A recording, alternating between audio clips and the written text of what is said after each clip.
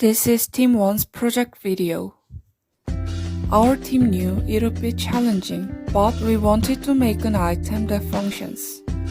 So we decided to make a mechanical clock. First, we downloaded a mechanical wall clock model by Harold Anderson from Printables. Next, we sliced the model with a slicing software. For each component, there were 2 or 3 replications with slightly different specifications. Therefore, we started with printing parts for testing rotation and press tolerances. Removing a base structure brim.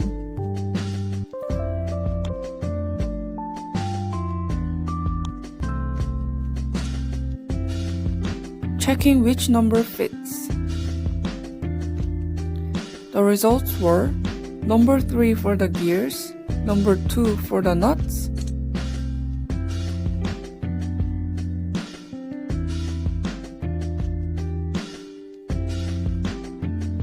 and finally number 2 for the back plates.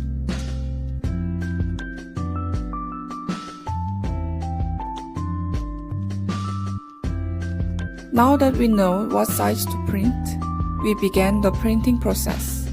During the process, we got various types of defects. To solve the problem, we manipulated print settings, changed base structure from skirt to brim to raft, changed filament type PLA to ABS. Also, we changed infill rate and infill type.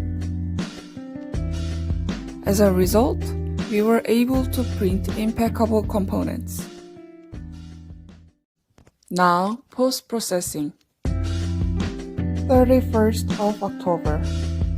We checked whether we have all the parts and marked each gear for easier identification.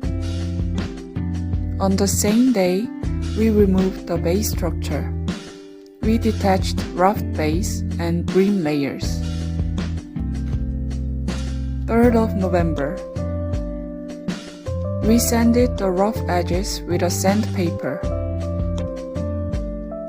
These are before and after photos. 7th of November.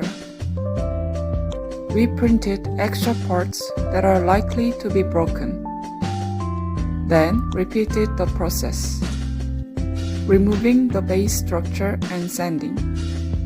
On the same day, we sanded the inner face of the gears to increase the diameter so that they can be put on the post and rotate. 8th of November. The next day, we lubricated the gears with a silicone lubricant. 14th of November. Before we started coloring, we first painted 2 areas. As you see, sanded part was much smoother, so we decided to sand the surfaces before painting. We used orange and green acrylic paints. 21st of November. Continued layering paint until we got uniform color without blotchiness. This is what the parts looked like after coloring. It is time for the final step. When assembling the parts with lubricated gear is done, we have a fully functioning mechanical clock.